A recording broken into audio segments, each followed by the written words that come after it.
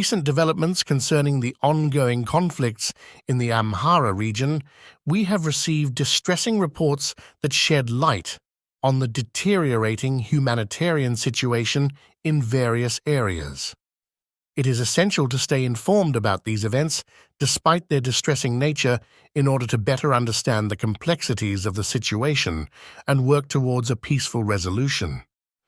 In Dera, situated in northern Shua, a series of violent incidents have been reported involving the Oromo Liberation Front, OLF, Oromo Regional Forces, and Oromo Militia.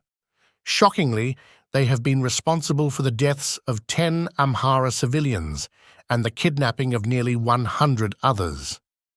Additionally, they have burned down homes, destroyed crops, and looted property. The destruction of fields and crops continues as the Oromo Region Forces, Oromo Militia, and OLF maintain their presence in the area. In the Awi zone of Gojam, an Amhara militia is reported to have killed 3 Amhara civilians while injuring 3 others, escalating tensions in the region. Tragic incidents have occurred in Kolodiba, situated in Gondar, where the Ethiopian National Defense Forces, ENDF, and Amhara riot police have been implicated in the torture and murder of an Amhara civilian named Geta Ganful Gebremeskel. This heinous act involved 4 days of torture before the victim's body was discarded in the streets. Furthermore, a teacher named Geta Ganful Gebremeskel suffered a similar fate in Kolodeba. Reports indicate that ENDF forces have killed 4 Amhara civilians in Taflema, Kulmeska, situated in northern Wello, further exacerbating the tragic loss of life. In Waldia, situated in northern Wello, there are disturbing reports of NDF and Amhara riot police kidnapping and sexually assaulting an Amhara woman for hours. Following this horrific ordeal, they demanded a ransom of 500,000 birr for her release, compounding the trauma she endured.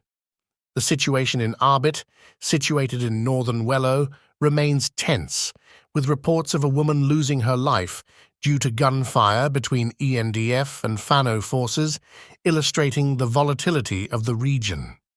In Dessie, situated in southern Wello, the Ethiopian National Defense Forces have reportedly transferred imprisoned Amhara civilians to Kemis, an Oromo special zone town, raising concerns about the safety and well-being of these individuals. In Addis Ababa, situated in northern Shua, there have been contrasting measures taken during cultural celebrations. While Oromos celebrating Erecha can display cultural symbols and the Oromo region flag, the Ethiopian flag was banned during the Meskel celebration. Additionally, a tragic incident occurred in Gindawoin town, Goncha Siso Enes Woreda, where a 65-year-old named Tesfa Bizualem was gunned down by Ethiopian regime forces. The United Nations experts on human rights issued a press release on Tuesday, drawing attention to the escalating humanitarian crisis in Ethiopia and expressing deep concern over the potential for future atrocities in the region. The press statement, which underscores the critical need for ongoing international scrutiny and intervention, is outlined below. Risk of future atrocity crimes in Ethiopia requires ongoing international scrutiny and investigation. UN experts say there is an overwhelming risk that human rights atrocities will continue Ethiopia, and it is vital that independent investigations into the country's dire human rights situation persist.